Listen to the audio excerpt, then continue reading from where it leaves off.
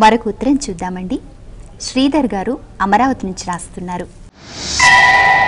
వైకుంఠ ఏకాదశి రోజున ఏం చేయాలి తెలియచేయండి కోరుతున్నారు. వైకుంఠ శబ్దానికి వ్యాఖ్యానం చేస్తూ విష్ణు సహస్రనామ స్తోత్రంలో పరాశర భట్టరన్నాయన ఒక సందేశం ఇచ్చారు. ఆ సందేశాన్ని మనం పాటిస్తే చాలా మంచిది. ఏమిటది? పరస్పర శత్రుభావాలు కలిగిన వాళ్ళని కూడా తన దగ్గర అట్టే పెట్టుకుని వాళ్ళల్లో ఐకమత్యాన్ని చూపించిన స్వామి గనక వైకుంఠుడు.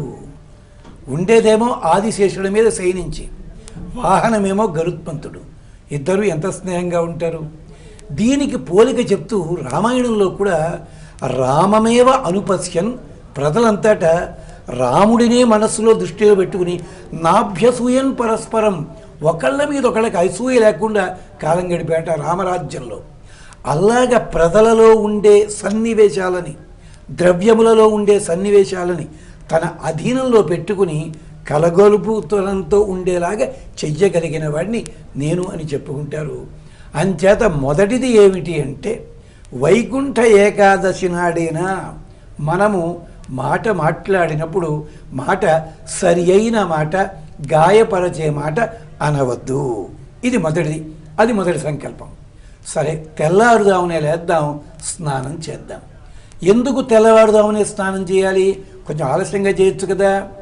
దానికి కారణం ఏమిటంటే, ఇది శీతాకాలం కనుక రాత్రిపూట ఎక్కువ ఉంటుంది. ఈ రాత్రిపూట ఎక్కువసేపు సూర్యుడు నీళ్ళల్లో ఉంటాడు. అంచేతే రాత్రిపూట నీళ్లు, నది నీళ్లు తెల్లగా కనిపిస్తాయి, పగటిపూట ఎర్రగా కనిపిస్తాయి. పగటిపూట అగ్ని ఉంటాడు, రాత్రిపూట సూర్యుడు ఉంటాడు. తెల్లారుదామని సూర్యుడు బయటికి వస్తూ అగ్ని లోపలికి వస్తుంటాడు. ఉభయ శక్తులు ఉంటాయి. అందుకని తెల్లవారుదామని స్నానం చెయ్యాలి. యజుర్వేదం చాలా అందంగా చెప్పింది. స్నానం చేసిన తర్వాత భగవదారాధన చెయ్యండి.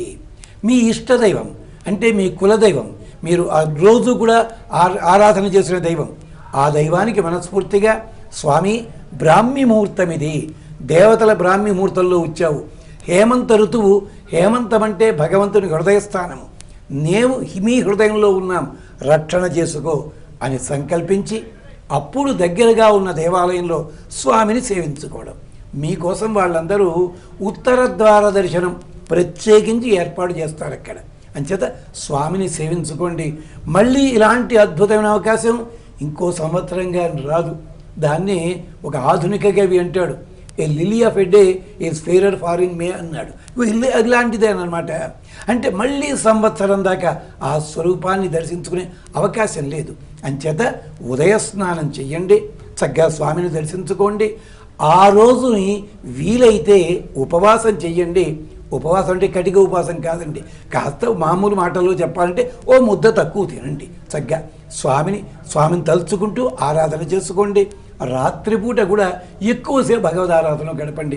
ఇది ఏకాదశి నాడు, ప్రత్యేకించి వైకుంఠ ఏకాదశి నాడు ఆచరించాల్సిన విధి.